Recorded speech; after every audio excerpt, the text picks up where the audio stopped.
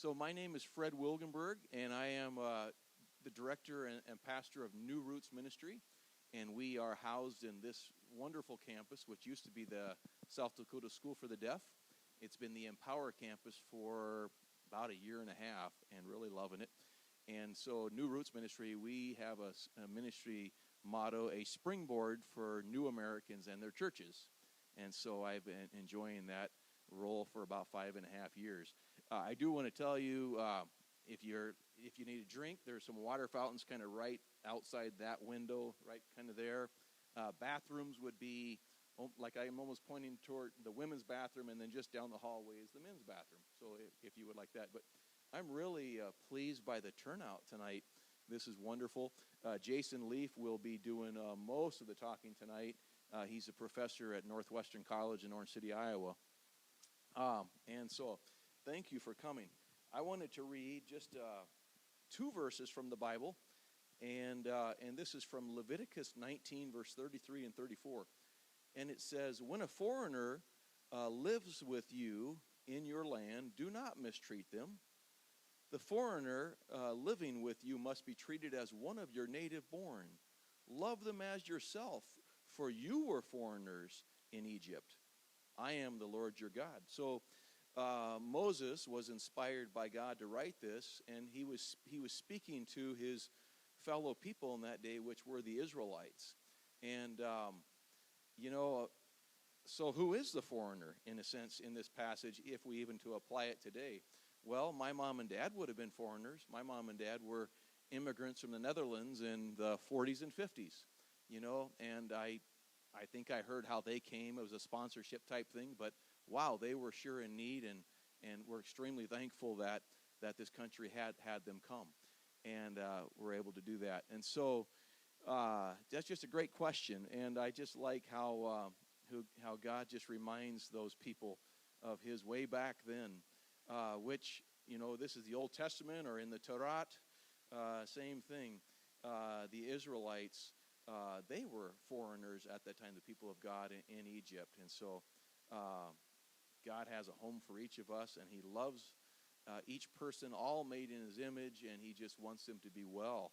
And specifically, as we talk about the wonderful people of Afghanistan, and those who are there and those who are here now, God's love for each person is so strong, and his desire that they can be well and have peace and have security. And I don't say that lightly, or even as if I can imagine how what a lot of them are going through, because I can't. I haven't had those experiences, but still we know that God's love is great for them, and his desire is that they be well, and that we, fellow people made in God's image, can be helpful to them as we're helped so often. So that's enough of me talking about that, and I just want to have a prayer, and then I hand it over to Jason. Lord, it is good to be here tonight. I'm so thankful for this turnout, and also for those who are listening on a Facebook Live, and others who couldn't come but who wanted the information which we'll be sending to them. So thank you for this gathering. Thank you for your love, your grace, you being all-knowing, all-powerful, the one we can pray to, and know that you hear us and you want to help us. Thank you that you know every single person by name, even before they're born, and your love for them is great. And so we lift up all people around the world, and specifically those in Afghanistan, because you see every one of them in their dire straits or wherever they're at, and you know what their needs are, and your desire would be that they would be well, and you would want us to, as you tell us, Jesus, to love our neighbors as ourselves. You would want us to be helpful, and sometimes we scratch our heads and we wonder how can we do that, and we feel helpless and kind of hopeless in helping others. But thank you that we can discuss that tonight, and Jason can kind of share with us some options, some possibilities. And so please bless our discussion, and may we learn much. In Jesus' name, amen. So as you can probably all tell, I am a terrible, terrible tech person. So I'm trying to get this set up. So Dave, I don't remember where you are. You helped me earlier. figure out how to get these mics working. It's working a little bit, I think, isn't it? Yeah. Place to start. Check. So let me just introduce myself, and then we'll invite our guest up to speak, and I'll let him introduce himself. My name is Jason Leaf. I teach at Northwestern College in Orange City, Iowa, but I also work part-time for the National Immigration Forum and the Evangelical Immigration Table. And my job is to go around and talk to people about immigration reform. I'm actually what they call a BBB mobilizer, Bibles, Badges, and Business. So at 4:30 today, I was speaking with an officer from the Sioux Falls Police Department to talk about immigration reform. I talked to pastors and business leaders, and our goal is to try to find a kind of common sense approach to immigration reform that tries to get beyond the partisan stuff and kind of get to some real change. One of the things that we're really focusing on right now is the Afghan refugee situation. And a couple of, about a week ago or so, I contacted Arian, and he was kind enough to give me a meal at his wonderful restaurant. And we sat and we talked, and I heard his story, and I just asked if he would be willing to come and kind of share his story and share his perspective on the Afghan refugee situation and his story. And then also after that, I want to talk about what are some ways that we can get involved with the Afghan refugee situation. So I want to invite Arian, if you want to come up, and you can sit here. I'm going to give you this mic because it seems to work a little bit. You can grab a seat right there. And I think most of you can at least hear us a little bit. And actually, this one's working better. I'll switch. Okay, thanks, sir. Appreciate it. And so what I want to do is just kind of interview you and give you a chance to talk. And I guess I want to start first. If you could just introduce yourself and kind of talk about how long you've been living in Sioux Falls. Sure. My name is Arian Wisaal, and I came to United States in 2003, 16 January 2003. It's first period of when we escaped the Taliban regime. And we've been living since 1996 to 2003 in Pakistan, like a refugee too. And we did an application, and then we've been one of the luckiest people who made it to here. And you have a restaurant, yes? Yeah, I start first my job with the John Broll. I worked there 2 years, and after that, because we had a restaurant in Pakistan, and I had to know how to cook. And when I come like been in one of the festival of cultures, and then I see the people around. They like something different, and they're, to be honest, kind and very nice. And then I decide it's this country when you can be able to success. It's nice people around who can push you up, and I'm happy with it. Yeah. Can you speak a little bit about what life was like in Afghanistan for you when you were growing up? Yeah, I grew up, my father was a doctor, and I grew up normal. Then after that, I got to go to Russia to study. Then when I come back, the Islamic extremist forces been called Mujahideen, and later on it's come like Talib. They take over the Afghan government. And our lives come change, big change was. Then we've been working because we had opportunity to be our little freedom, not like now. It's been better than this situation. And I'm working in a journalist association on that time because I graduated by history and literature and Russian language. And then I start my life there. Then to Taliban take over. When they take over in 1996, then everything got messed up. Yeah, and so from there you went to Pakistan. Yeah. Yes? And what was life like in Pakistan? In Pakistan, to be honest, mouth show like this. Okay, in Pakistan, it's when we got there, it's not like refugees coming to United States. I mean, you don't have a job, you don't have a name, you don't have any identity. You're no one. It's kind of like God putting you in many testes, And it's very hard. I mean, it's no 3 times food. Sometimes it's no clothing. I remember I had like 2 pair of clothes. Now probably I had like 50 or 60. You know, it's big difference. And I want to tell to everyone who's getting to here, they're lucky people. It's million, billion people, and their dream is to get here. And because this country been built by immigration and refugees, I think it's best way to lead people. Because see all nice from different nations around me. I don't think everyone is from the same. But that's what make this country pretty and nice and strong. And so you came to the United States in what year? 16 January 2003. 2003. And what was it like coming into the United States as someone from Afghanistan? It's kind of like you're finding new life.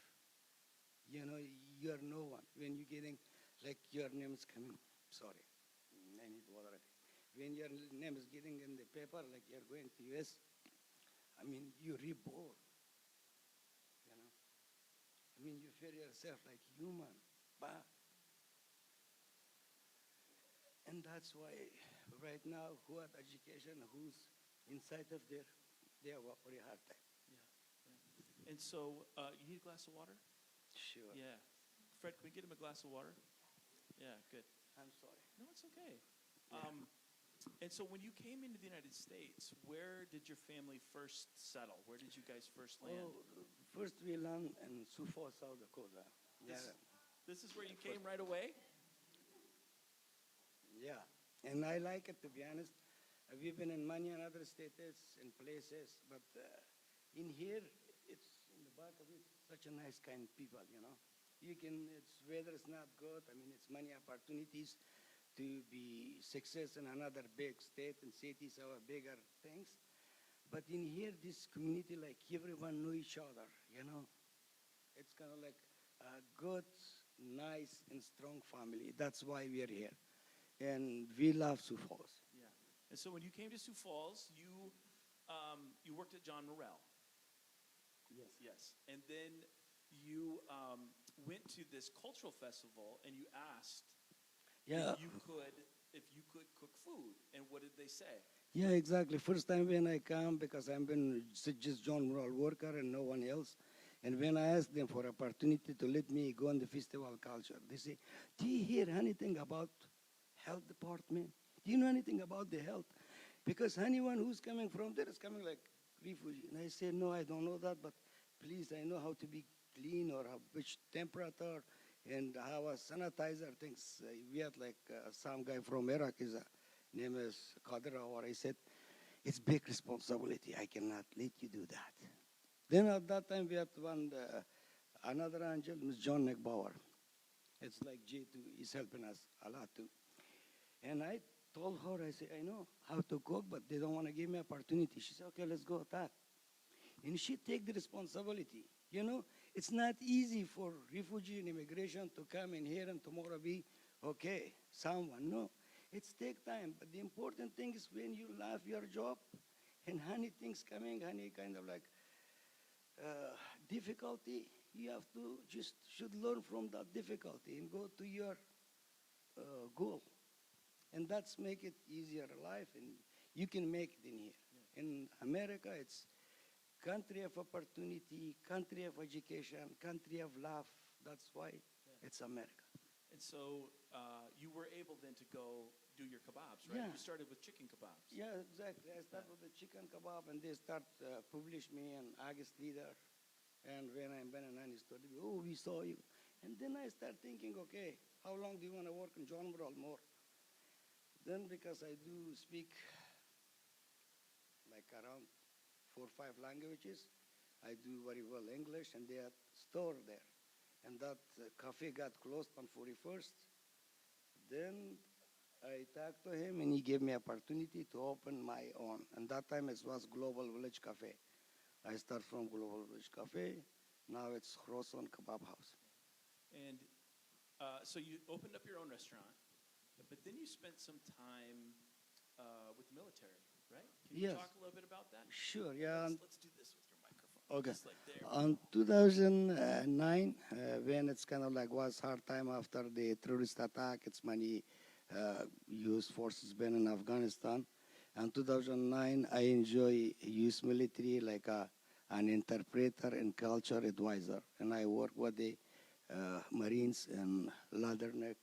It's a very dangerous place in Afghanistan too.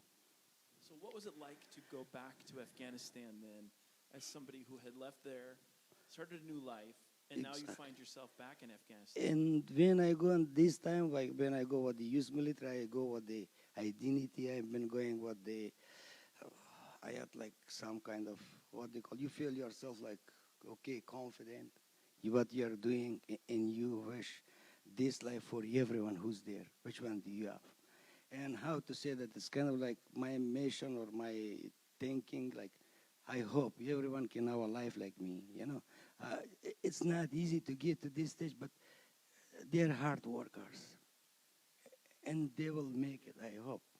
So talk a little bit about the Afghan people. How would you describe the Afghan people?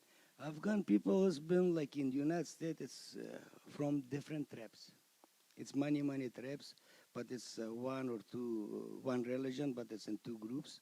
It's called Shia and Sunni. But because it's in many tribes, and those tribes been putting in Afghanistan during like long time ago, which tribes been never given like peace with any another tribes. It's kind of like they said, all these people has been like from Uzbek, Tajik. I mean, they made their own country, like in the U.S. Those been like immigrant and refugees from all the another neighbors, but they don't make it like here, and that's why it's not going well, because each nationality, each tribes, it's someone. It's not like in here, you have a constitution, you are human, who's, you don't care. But back there, it's they divide on villages and province, and that's why it's no safe. And the people who's like not from Taliban province, and maybe they are not terrorists, not that extremist, and they are under attack. They want their land, their life, their children, I mean, everything. I mean, we don't see in here too much, but I'm in contact. I know how much it's hard for them. The children don't have food. Yeah. Can you speak a little bit more about the Taliban? Yeah, the Taliban, it's a extremist terrorist regime. It's doesn't matter which religion you are when you're extremist. I mean, your mind cannot work clear, I think, how much I know. And their mind is not working clear at all, because they are looking for life after death. But you should do in this life something good to have a good after death. But they put people inside of the cage. I mean, I don't know how to explain that, but when you after cage,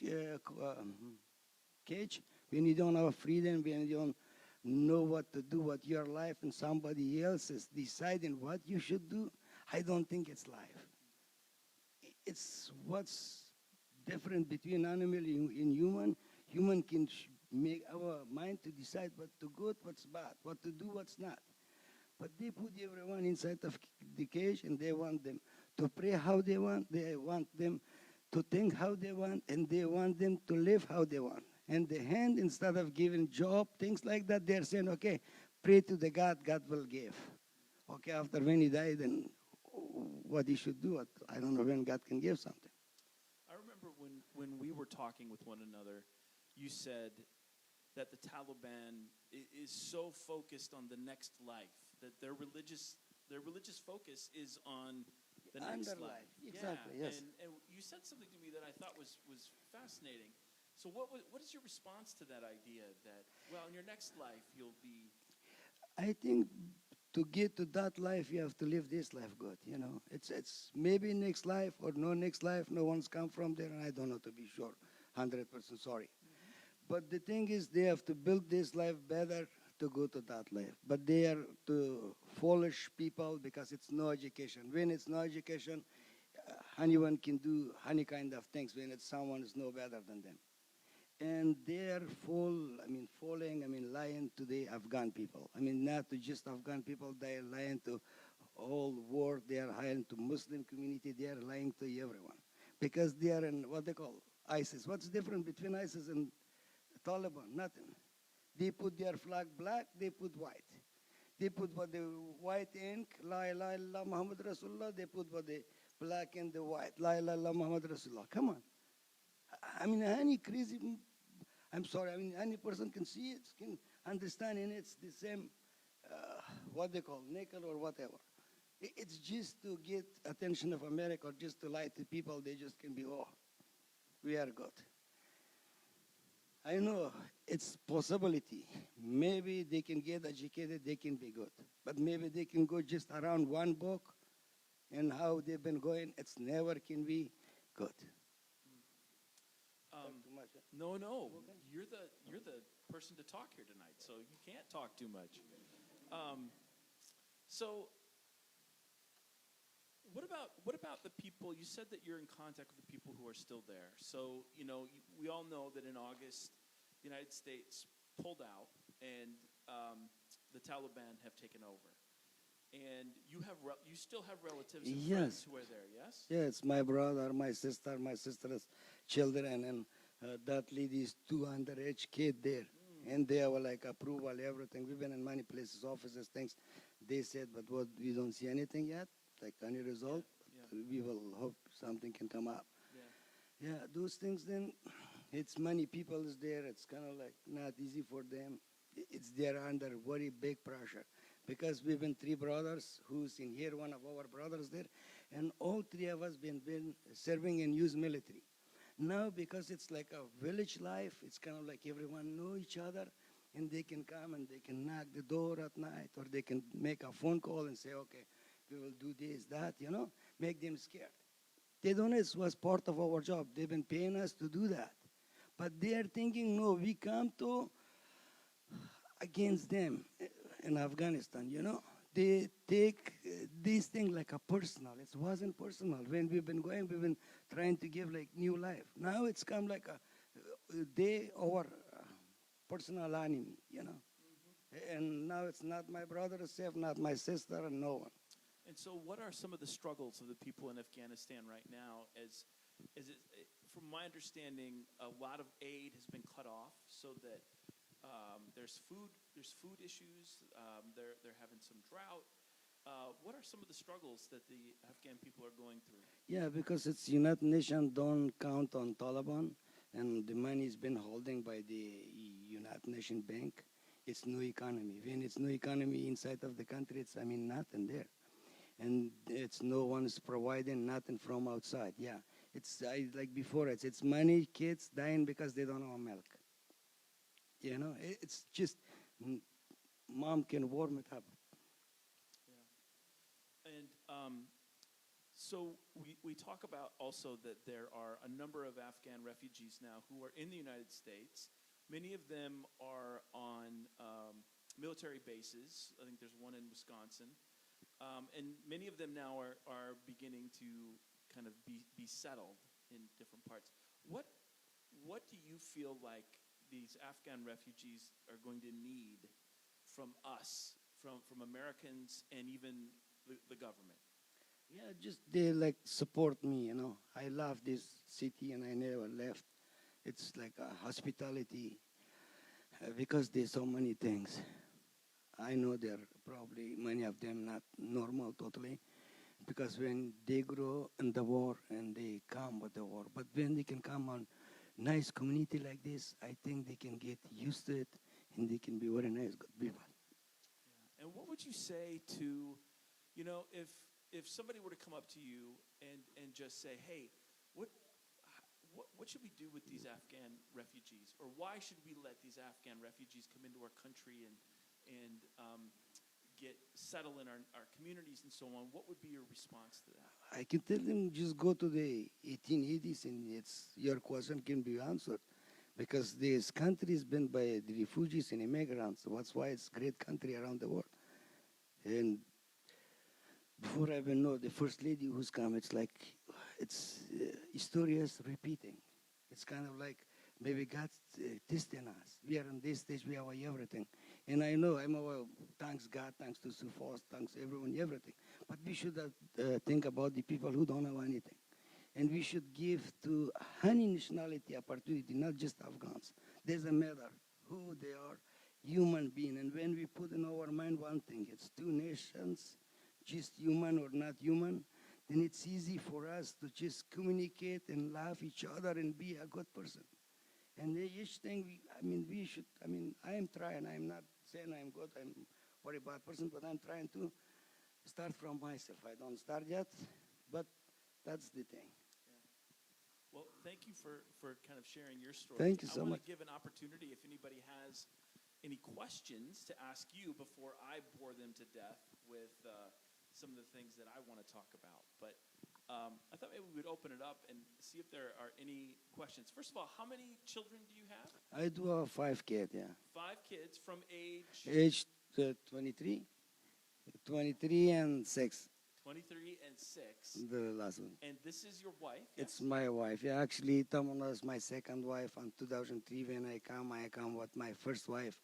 And why I'm all appreciation to Sioux Falls people, because when she got sick, all Sioux Falls been with me. Thank you, guys. Yeah. Dr. Sheva, I don't think I've been Jay that time, but yeah, it's been a lot of people who's been helping us and who's been like, they don't let us be alone. That's why it's good to be in Sioux Falls. Good. Who has a question?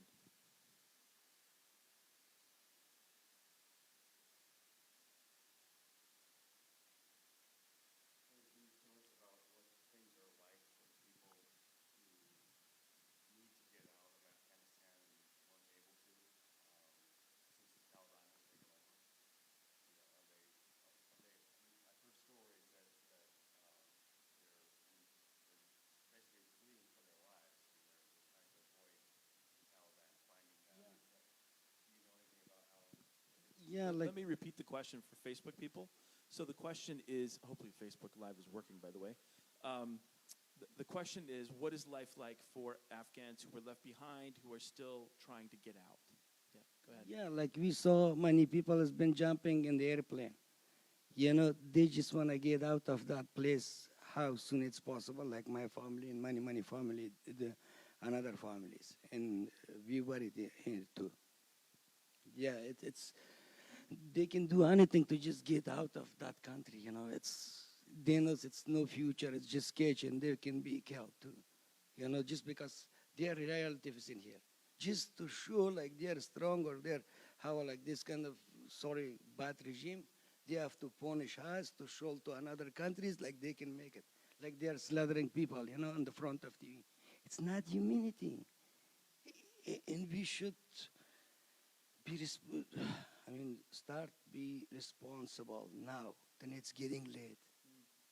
It can be late. Good, thank you. Good question. Anyone else have a question?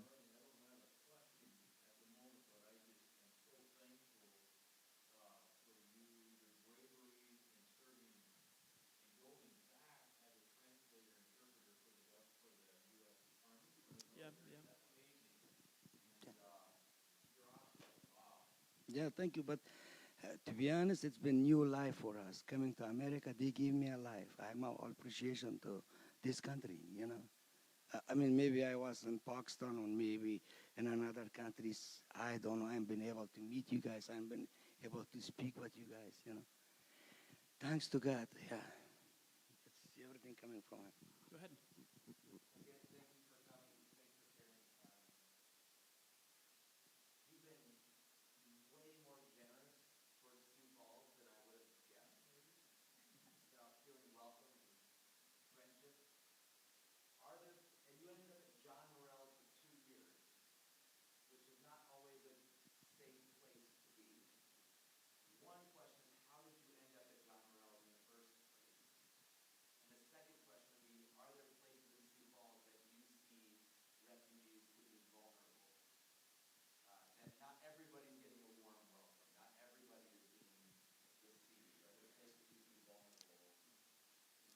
Yeah. Let me repeat the question really quick.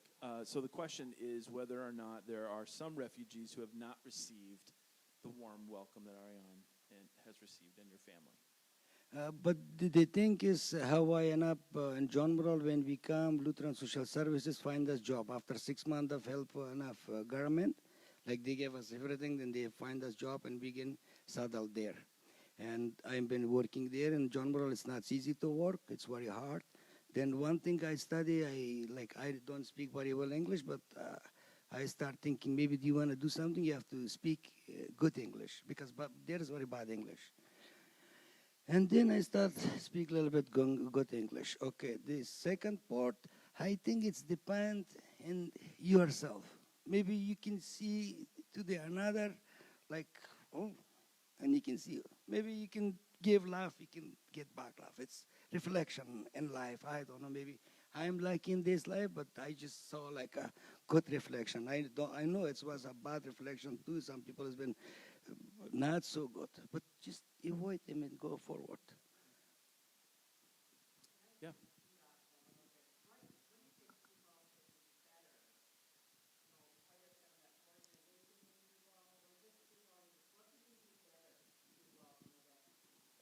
So the question is, what could Sioux Falls do better? Yeah, Sioux Falls should work with Lutheran Social Services, Mediculture Center. I don't know if Mediculture Center is that active anymore. What the church organizations and come together and welcome Afghan refugees. And that can be perfect. When we are together, we can do something. But just one by one, I don't think so. And put pressure on Mike Round and John Toon office. Yeah, it's easy. Yeah? Yeah, it's their job. And in another ways, we cannot vote. That's why I invited him here tonight. Thank you. Yeah. Yeah. And that can be very helpful because I know I'm so, what they call, nervous because my country is under pressure. And maybe it can be from any other countries. I've been love to help them and be part of and be that part of the things when it's kind of like need help someone. Thank you. Yeah, go ahead.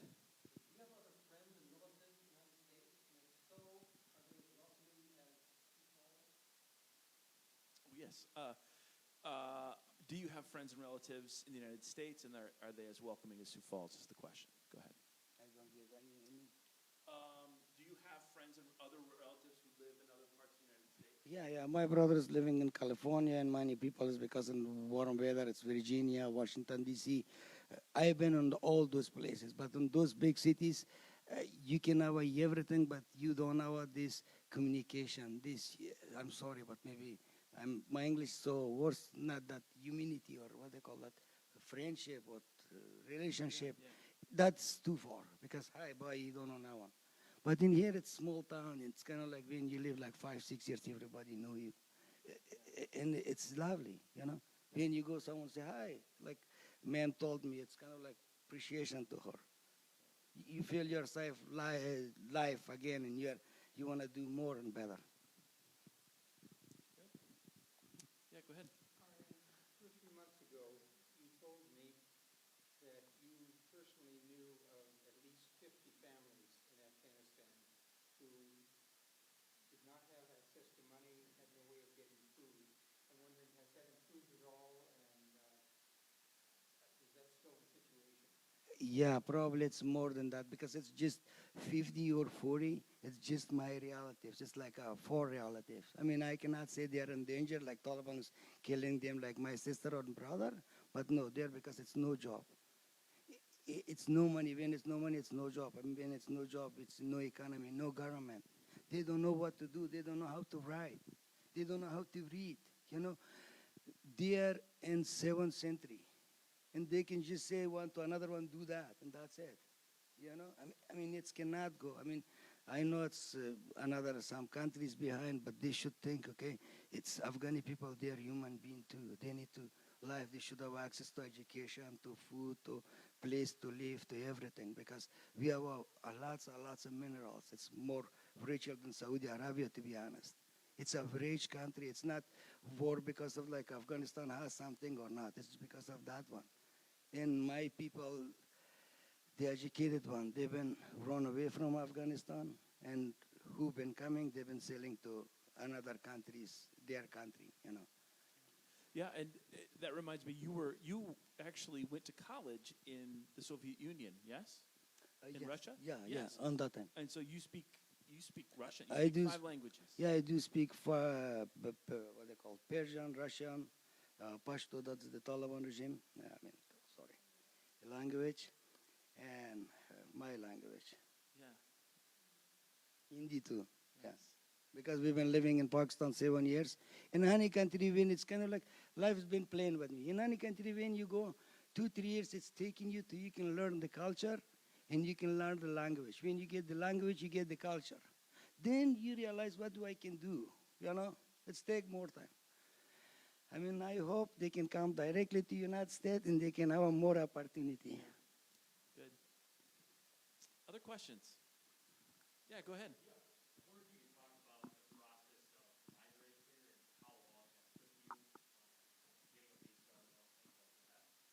Oh, my personally on that time, do you mean? Yeah, so and I'll repeat the questions for the Facebook. So when you were coming from Pakistan to the United States and you were coming here as a refugee, how long did it take for you to get, like, even to become a citizen? Because you're a citizen, yes? No, yeah, I can. So how long was that process? It's around 10 years process minimum. It's not easy process, but the point is it's kind of like on that time it wasn't an emergency because in Pakistan we had the opportunity to work, have a food and place to live. But now the situation is a little changed because Pakistan not allowing refugees and it's no place to live. First of all, on that time I think we escaped the Taliban regime, but they make background check, things like that. I mean, we applied to United Nations, not directly to US. It's take 3, 4 years to United Nations. They coordinate or they divide to which country to send the paperwork. And after that, it's sending to many countries. It's coming like decline or they don't want it. And then it depends which country wants you, but thanks to US, because when I come with my foster kids. That's why probably. And they accept us. Yeah, it's a long process. I know it's not easy process, but the good thing is America able to do anything. Good, thank you. A couple more questions. Anyone else?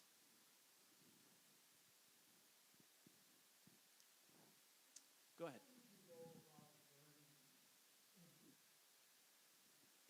To be honest, I never learned English like what they call academically. I just learn English in general, and I talk with my friends, and I read some books. I don't speak English at all, to be honest.